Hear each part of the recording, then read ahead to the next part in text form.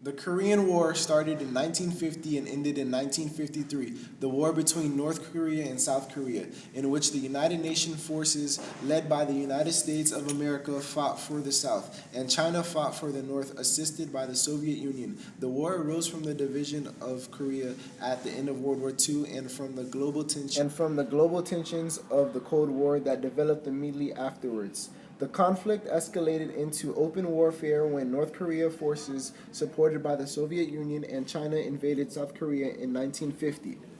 The United Nations supported South Korea, with the United States providing 80% of the UN military personnel.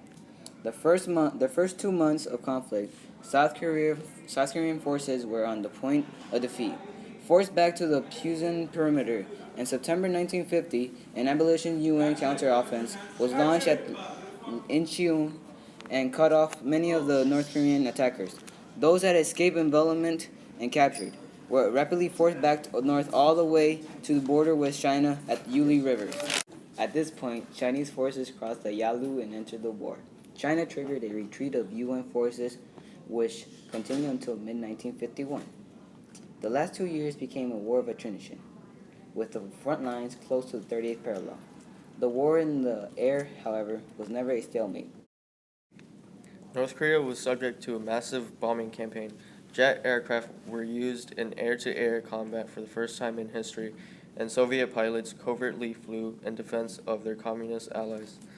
The fight ended on July 27, 1953, when the armistice was signed. The agreement created the Korean Demilitarized Zone to separate North and South Korea and allow the return of prisoners. Clashes have continued to the present.